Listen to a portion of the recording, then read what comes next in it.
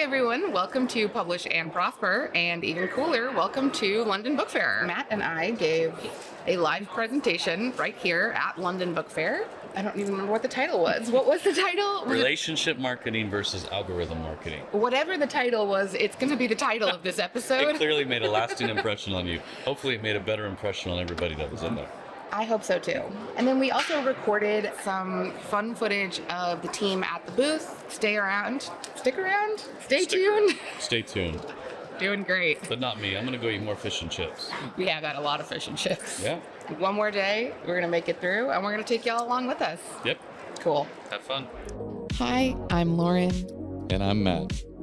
And this is Publish and Prosper. Where publishing, e-commerce, and marketing collide.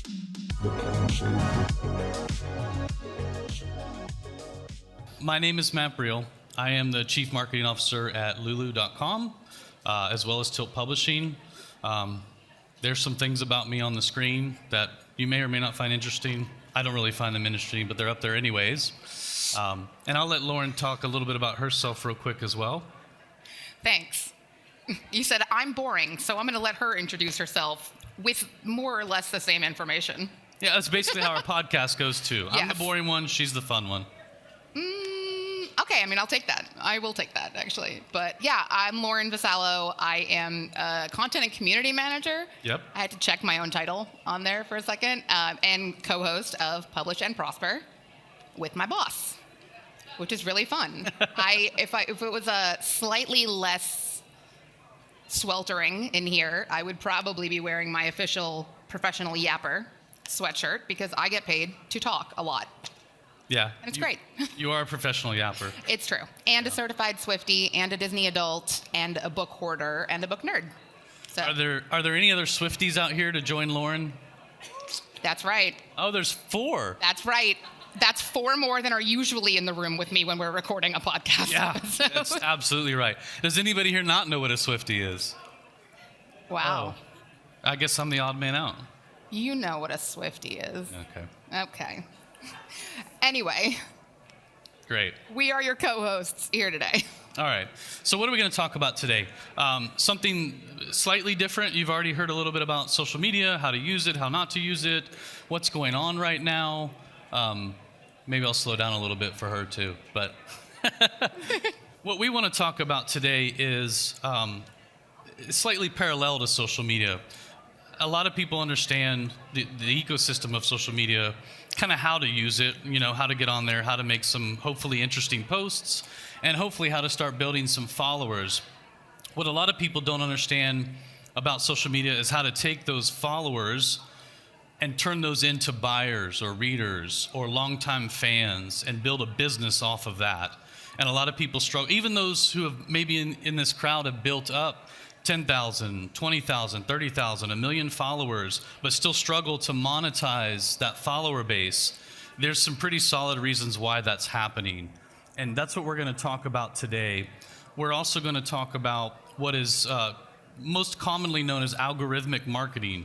And that is this idea that you're on this hamster wheel of spending money constantly to post your ads on social media or Amazon or all these other places. And you're getting some traction there, but it's transactional traction. It's you paid this money, and as a result of paying that money, you got an action. Somebody maybe purchased something or they became a follower, but then that was it. And you don't know what happens after that. That is algorithmic or transactional marketing. What we want to talk about today is relationship marketing. And how do you turn those transactions or these other things that you're doing into long-term sustainable practices so that you can build a business off of your content and off of your writing?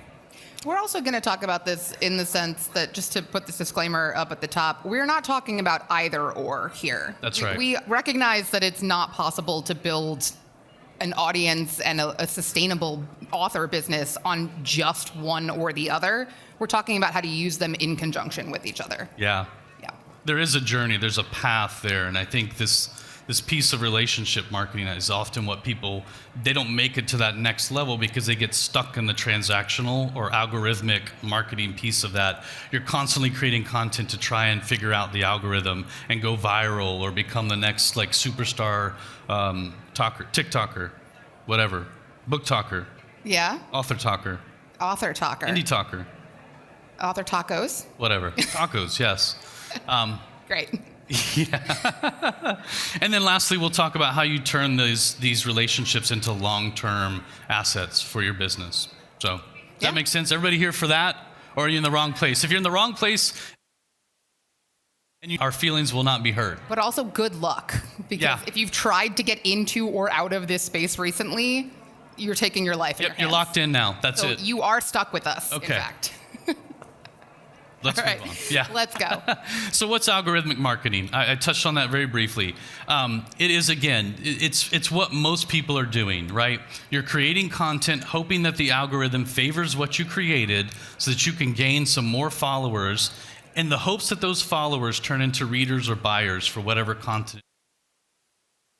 There are pros to algorithmic marketing. You can gain a lot of followers in a short period of time by spending money on social media ads, or really paying attention to what the algorithm wants, or working with a professional who's going to help you get to that level. There are pros to using it. You can build a follower base quickly. You can acquire quite a bit of transactions in a short period of time if you're doing it correctly. You'll spend money to make money. So it's not that it doesn't work. There are pros to it. But there's also some cons, right?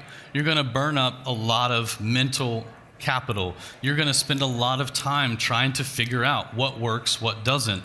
Why didn't this post of my dog reading the latest chapter of my new book get 70,000 views? Why didn't that work? My dog is awesome. He's standing on his hind legs, he's wearing a hat, and he's literally reading that chapter, but nobody's liking it. What am I doing wrong? There's a lot of mental capital that you expend in creating this content. There's a lot of mental capital that goes into sitting in sessions to learn how to be a social media expert or how to make it work. And then there's some financial capital that obviously has to go there. Most people are not going to succeed in building a huge follower base or a transactional base without spending some money. And so if you're not prepared for that, that is a con of algorithmic marketing as well. There's also the concern that even when it is successful, it's still a flash in the pan, short-term success more often than not. Like, we see it all the time. We talk about it all the time where, like, social media ads are so good. Like, how many times have you seen an Instagram ad or a TikTok ad that you didn't even know you needed that thing, but you need it now, you need it right now, and it's so easy to just click like 2 buttons. You don't even have to get your credit card out, and all of a sudden, there you go. That thing's coming in the mail in 3 to 5 days. Great. Awesome. It might be your new favorite product in the world. Do you remember who you bought it from? Did you follow them? Can you say, oh yeah, I'm going to be checking out all their products from now on? Or were you a one-time, one-click purchase and then never went back to that brand ever again? So even when it is successful, even when the algorithmic marketing does succeed in getting you a single book purchase, did you actually get a fan out of that? Yeah, I would argue algorithmic marketing and transactional marketing is really best suited for building a follower base. So if you're going to put in the time and the money and the effort to play that game, to get on that hamster wheel, use it to build your follower base. And then what we're going to talk about next, or along this journey, is what you do with those followers. That's the most important thing. And even we have people we work with at Lulu, they've got millions of followers on their YouTube or their TikTok or whatever, but they struggle to monetize it. They don't know what to do with those millions of followers.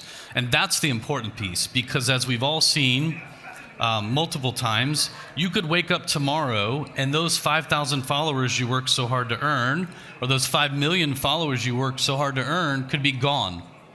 You wake up and some billionaire decided, I'm buying this social media channel and I'm wiping out every account that talks about science fiction books. There's nothing you can do about it. It's not your content, it's not your followers. It's the social media channel that owns that content. So if you're not actively taking steps that we're going to talk about to bring that audience somewhere where you have more control over that, then that's where you're constantly going to find yourself stuck doing the same things over and over again. Yeah. So then the alternative would be relationship marketing. Sounds like a good one. It does sound like a good one, right? So what is really relationship marketing?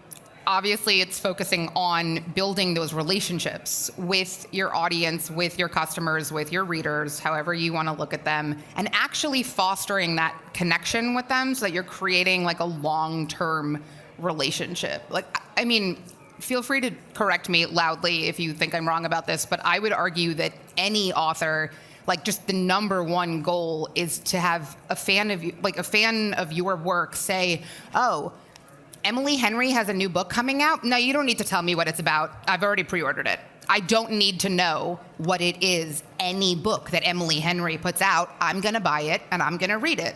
And that's just the ultimate win for any author, is to be on somebody's instant buy or auto buy or whatever list.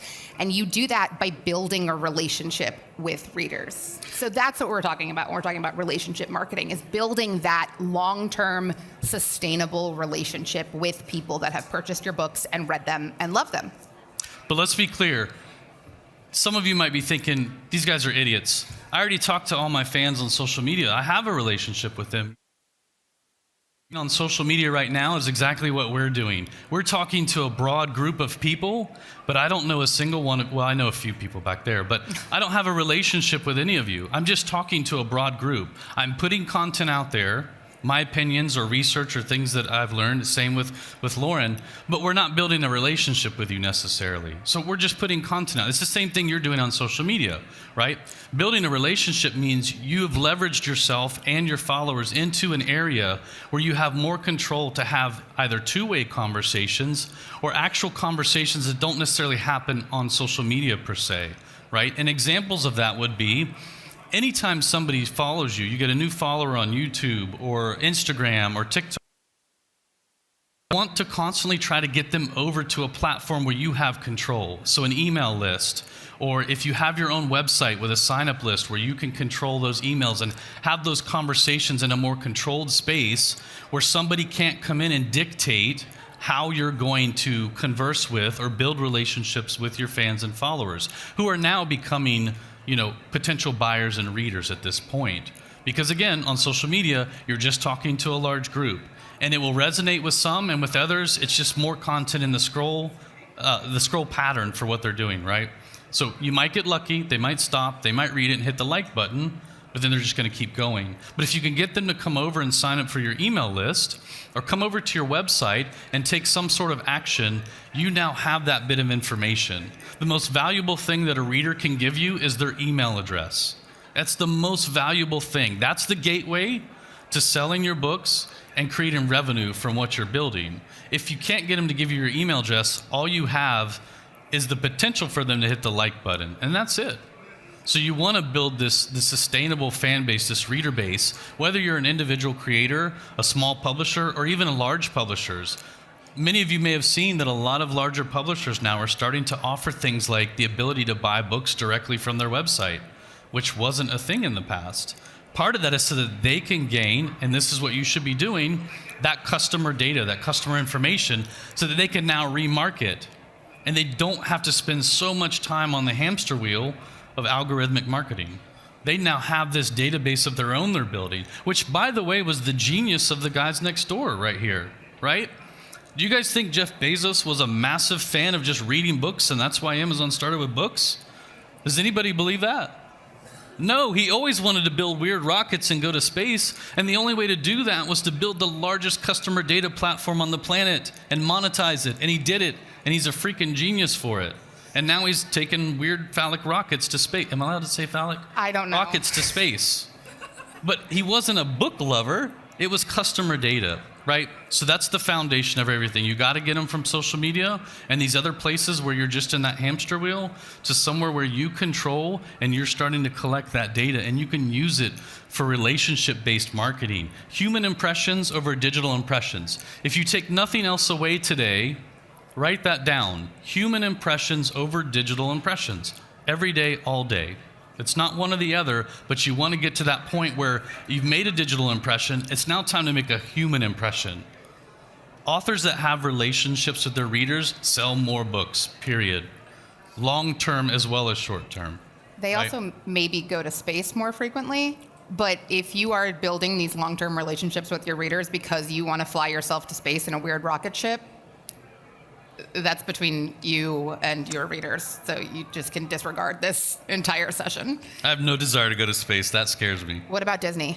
Yes. Okay, great. Absolutely. Next stop. Every day, all day. Okay. So There are obviously pros and cons to relationship marketing, the same as there were with algorithmic marketing. Obviously, I think you can tell we have a preference between the two of which one we advocate more, but we acknowledge that there are pros and cons with relationship marketing as well. And one of the cons with the relationship marketing is that it is, because it's organic, because it is about relationship building, and because it is something that takes a lot of time and effort on your part, it's also something that's not really easy to directly track the progress of how you're doing it. Algorithmic marketing, it's really easy to look at it and say, I'm going to attempt to do math right now, so your job. I spent $1,000 on an ad campaign, and I sold 100 books, and I made $10 in profit off of each of those books. So I broke even. Did I do that right? No. Nope. Okay. Well, yeah, I guess. Whatever. I tried. I was an English major with a creative writing degree. I am not a math most person. people in this room. But you can easily do that. You can easily look at the results of your algorithmic marketing and say, okay, was this worth it? Did I get a return on ad spend? Did I gain X number of followers and make this worth it? It's not as easy to do that with relationship marketing. It's much more a long-term payoff of, I came to London Book Fair and I had a bunch of conversations with people, and unless you're the most type A person in the room, I challenge you to challenge me on that one, you probably don't have a spreadsheet where you've kept track of every single conversation that you had this week and every single thing that you learned and calculated all of that and added up whether or not it was worth it to travel here, to buy the admission, to come here, to spend the time here. You can't track that, but you can maybe track down the road, 6 months down the road from now. I met somebody at London Book Fair that I continued to have a partnership with after the conference, and now we're working together on an email collaboration, or we're doing a podcast together, or they invited me to come speak at an event that they're hosting or something like that. That's the payout that you get. And that, in theory, is more valuable than anything that you could calculate from a single sale. But for those of you that do like data like I do, and you are a little more analytical than Lauren, there is data and analytics to be found in relationship marketing, but it's found in a different place. Right now, the data and the analytics that you're working from are within your social media channels, right? You're seeing how many new followers you got. You see how many likes you get. You see how many DMs are coming in, or some of those other types of analytics. YouTube, you're getting a little bit more. You're getting view time. You're getting some of those other analytics as well. The same thing applies when you start practicing relationship marketing. The easiest way to do this and the best way to start this is through email. So for those of you that do not have an email list started yet, I encourage you to start one when you get home tonight. Most platforms offer a free version to start. Pick one that has the best reviews in your mind and just start. And you might only get 5 new signups every couple of weeks for now. That list will build, it will grow, and the data that you'll be sitting on within that list is priceless in the long term. You will be able to start to see the return. You'll be able to start to segment each of those groups of email addresses. This group bought this particular title from me, and it's a segment now, and you can remarket to that segment at any point based on that title. So when the next title comes out in that series, you know that segment already bought the first title. So they're the first group you're going to for your pre-orders, right? Boom, right there. You don't have to worry about social media just yet.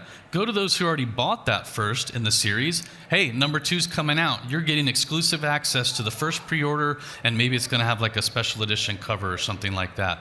Being able to segment within your email provider list and understand the data and the analytics for those email addresses that are taking action is priceless. So there are data and analytics to be had in relationship marketing, but it does take time to build it. You need patience. It's not an overnight thing. So that is the biggest con of relationship marketing. Is just like in real life, you may strike up a relationship with the person next to you. A year from now, they may contact you and say, hey, I just got a job working at, Abrams Books, and we're looking for someone who writes the same thing I remember you told me you wrote a year ago at London Book Fair. Are you still doing that? You never know how those relationships might pan out, but sometimes they take time. They're not always overnight. So that would be the biggest con, is the amount of time that you need to invest into relationship marketing for long-term success. So how would you go about building those? That's so on the nose. Well, look, you're the one always giving me really weird lead-ins. That's so true, I just thought yeah. I'd turn it around on you for once. Yeah, that's true. Nobody in this room has probably listened to our podcast, but if you do, what she's talking about is I love to give her really cheesy lead-ins to the next topic or the transitions. And I drop the ball 9 out of 10 times. She does. She fumbles it every time. Well, 9 out of 10 times. Yeah. Yeah? Every now and then I get it. All right. I just edit the episodes so that you can't hear it. That's true.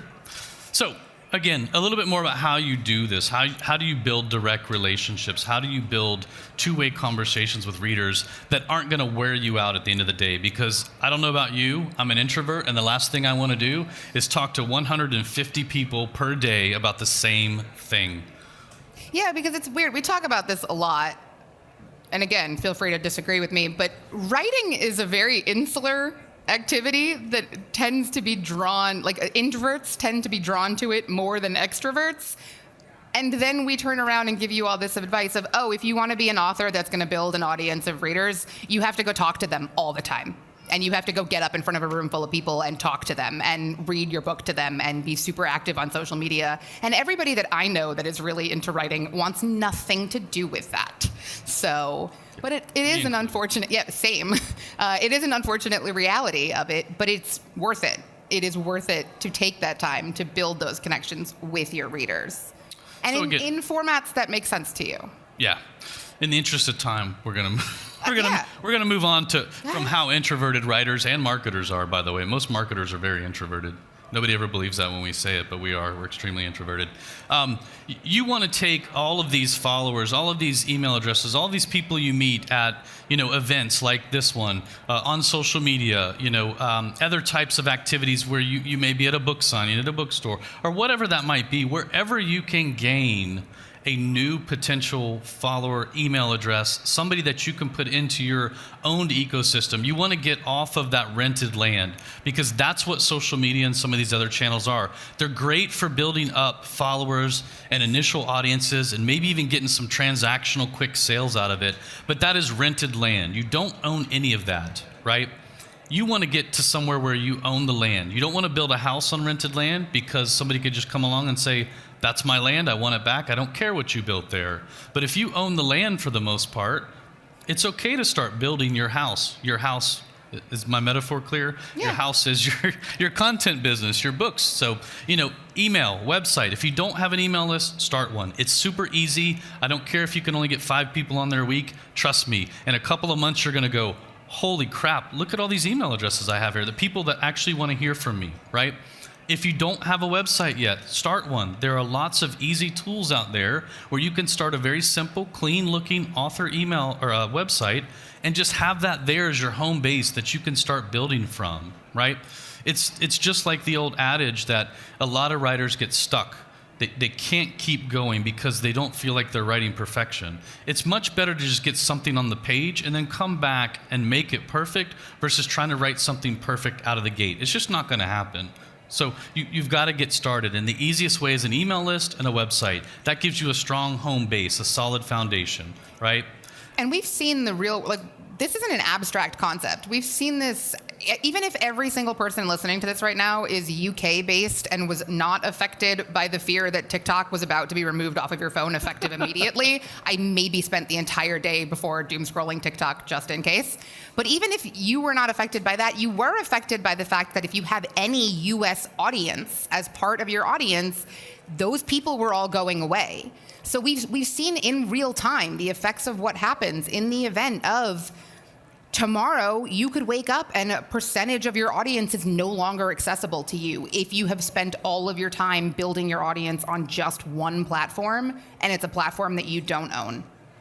Yeah, and so how do we go from building this slow but steady relationship-based foundation to actual revenue? You need to incorporate some way to sell to them, right? You can either now take those email addresses and all of those people that you've spent time bringing into your ecosystem and send them somewhere else to buy your book. Here comes the pitch, right? Yep. Or you can sell to them directly, okay?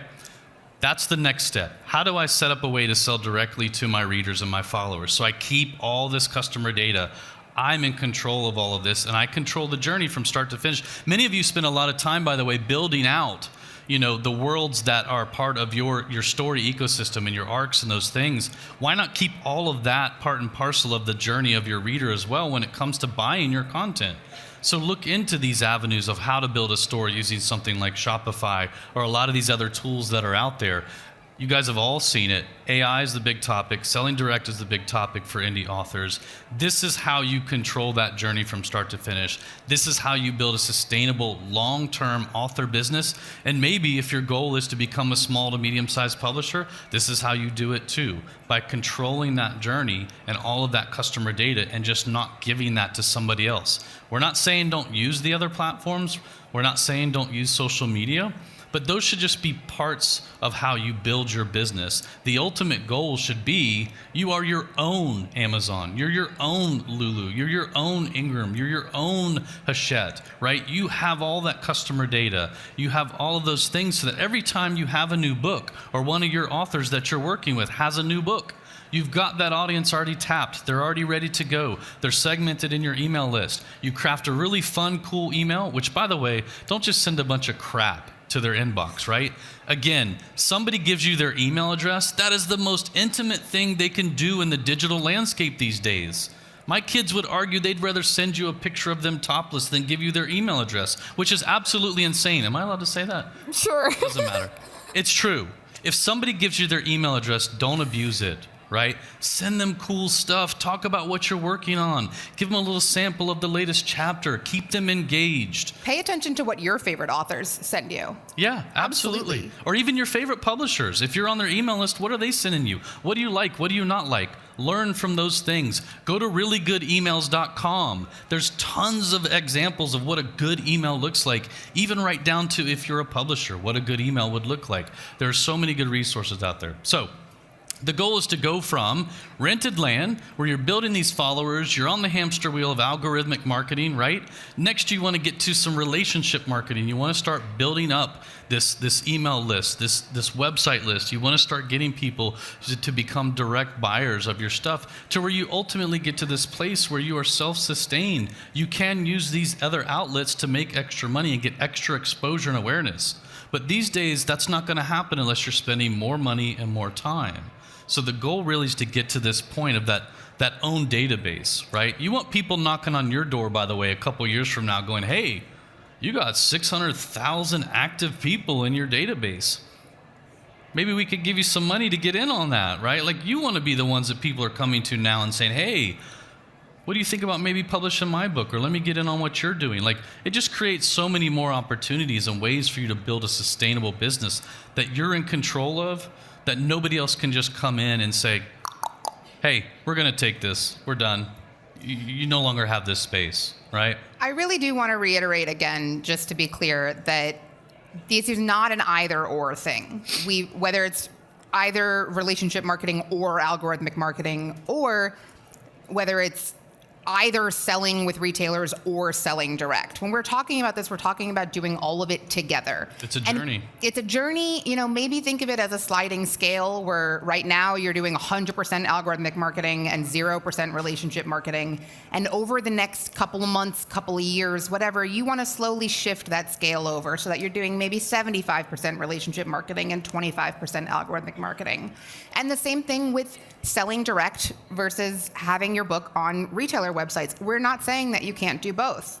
There's a lot of talk about going wide. If you're not familiar with the idea of going wide and selling your books on multiple different retail channels, definitely look into that. There might be a podcast episode about it from this podcast called Publish and Prosper. Maybe. I don't know. You might be able to find it by scanning this QR code that's up here. Yeah. So we're pretty much out of time at this point. We had a little shorter session than the others. We're happy to take questions over at our booth at Lulu. I don't think we'll have time right now. You can scan this and listen to some of our podcasts where we cover a lot of these things more in depth and we break things down one by one, as well as a lot of other things. If you want to know a little bit more about Lulu, this is who we are. We are next door, the big purple booth. We got a ton of people there who are happy to talk to you about these things. Otherwise, again, I think we're out of time. You guys have been pretty fun for the most part. So yeah, thanks for listening. And definitely come talk to us if you have any questions, you just want to say hi, you want to know more about anything. We'll be here all week. I was paid to be here, so make me work for it, I guess. We'll be here most of the week. Thank you. Thanks, everyone. Hey everyone, welcome to London Book Fair. We thought it would be fun to show you a little bit behind the scenes of what it's like for a day at London Book Fair when you're hanging out at the Lulu booth. So I hope you have fun and you enjoy whatever happens next.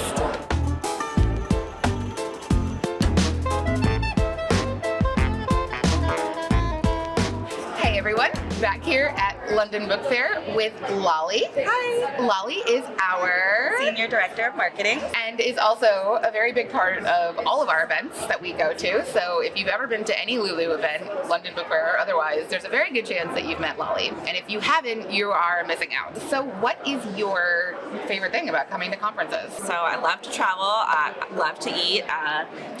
Finding the best fries is always on the list to do for every work trip. We did have very good fries last night. Oh, excellent. But I think really for our work travel and the conferences that we go to, they're all so different, which is great. But I think talking to authors and creators and businesses and really getting an understanding of what they're looking for, what they need for their business, their challenges, their pain points, and really getting an understanding of what they're looking for to see what we can do to help. Yeah, I think that makes a lot of sense because we do a lot of content creation where we're talking to our authors and customers and creators, but there's not a lot of opportunity for them to talk back to us. So getting to have those conversations and not have it be a one-way street is always really fun. It is. Of course, it is so much fun, but also it has to end eventually, and sometimes not a moment too soon. Yep. So what are you doing next? Ooh. What are you going to do when London Book Fair is over? All right. Well, I'm going to treat myself this year to a little big vacation, and first stop is Paris Disney. Love that. Yes. Everyone watching this knows how I feel about Disney. So, sounds fantastic. Very excited. Thanks, everyone. Bye. Hey everyone, you may remember Sarah from our recent episode on book publicity and hiring a publicist. If you haven't watched that yet, you should immediately. It's episode 60. But if you also haven't watched that and you don't know her, this is Sarah. Hi, nice to meet everybody. And Sarah is I am the manager of public relations for Lulu. So, Yep. I think this has been a really great opportunity for all of us to realize that none of us really know our own job titles or each other's job titles. but I know what you do. So And that's actually what matters. Right. We're here in London right now at London Book Fair and hanging out at the booth. We have some downtime right now, which is odd because it's been very busy all day today. Yes. And so when people come up to you and we're busy at the booth and somebody asks you, what's going on here? I don't know you guys. What do you do? Like, what's happening? What do you tell them? Like, what's your go-to? Like, this is Lulu. Well, sometimes I ask them a question first. Sometimes the question is, what do you do? Are you a new author?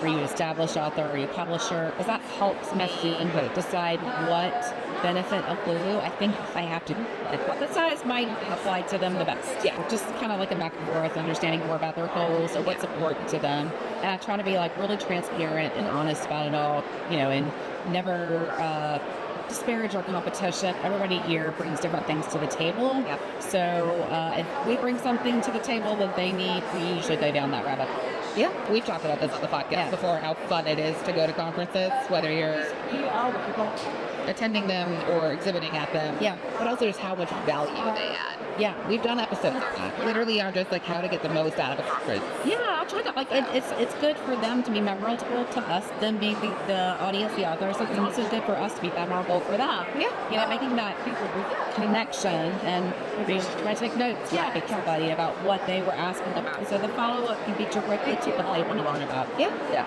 So what about at the end of a day? Because, these conferences are so much fun and we're so lucky we get to fly to London. I know. We flew from North Carolina to London to go to a conference. Like, this is so cool. We're so lucky for this. But they are also exhausting. What's your quick, all right, 10 minutes, I need 10 minutes of decompression time before, at the end of the day, before I do anything else. Like, what's your go-to post-conference move? Okay, post-conference move. Every evening we get back to the hotel, probably between 5:30 and 6. I usually lay on the bed, not under the covers, and then put my feet up in the air on my back. A lot of the standing on your feet all day relief is immediately taken away. Yeah, you suggested that yesterday when we were having our ritual post-conference glass of wine, as you need to. And you said the thing about putting your feet up, and I did try it last night. And like, oh my God, immediately. Yes. Immediately. Like, I literally, like, I laid down and I put my feet up and I was like, yeah. Oh. Yeah. I'm working this into the ritual. Yeah. Immediately. Yeah. Hopefully we'll have a good rest of the day and a good glass of wine and not putting our feet up. Except about them. Here we are back in the London Book Fair again, here with Claire, who is I'm our growth manager, so I deal with a lot of our inbound and outbound sales leads. You answer a lot of questions when customers, or not customers, but conference attendees come up to the booth and talk to us. One of the questions that we get asked all the time by people at conferences is what differentiates you from other print-on-demand publishers, platforms, providers, services? It's a great question, right? Because we kind of get placed in this, print-on-demand alley, so we're kind of up against, everybody. For us, I think we focus a lot on the data and the value of data. So if you are using your book to your website to build your business, that's what we do. And there are not a lot of other people in the market where you can sell your books, get your customer data, not deal with the print or fulfillment, and like own your customer data and rework it and use it to keep growing your business and your brand. Yeah. There's not anything else that's doing it. We're here in London for a few more days. You get to bring one souvenir home with you from London. What do you bring in? Candy, British candy, and that's all I want. And all like, is there a specific candy that you would have to get every time you're here? Well, that was the thing. I did just get a Lion Bar. I have not tried the Lion Bar yet. I've talked about the Lion Bar. I have wanted the Lion Bar. Okay. When I'll eat it, no one knows. No one knows, but I look forward to it when you're probably at 2 a.m. So, as you should. But we're going to go get some afternoon chocolate right now. Let's go. This is Haley. She is our, what's her job title? Events and Sponsorships Coordinator. AKA she makes sure that all of our events happen, including London Book Fair. So, welcome to London, I guess. Like, I didn't come here with you. So one of the things that happens a lot when we're at conferences and events like this is people come up to our booth and ask, who are you? What do you do? Yeah. So what do you say when they ask what Lulu is or what Lulu does? Well, I usually tell them that we are an on-demand book printer for self-published authors, businesses, and creators. Perfect. They definitely know what that means all the time. Yes. Totally. Absolutely, for sure. No other follow-up questions. Never. What else have you done while we've been in London? Oh, we've eaten a lot of really good food. I actually really love our hotel restaurant. Yeah, some Thai fusion something. It's delicious. So good. I think that I could eat that pineapple rice every single day. Yeah, it's really good. For sure. We have that to look forward to after the book fair is done for the day. Yes. Yeah. And until then, we're going to keep asking the questions and answering the questions that our booth visitors are asking us. Yeah. So thanks for helping out with all the people that come talk to us. Of course. Thank you.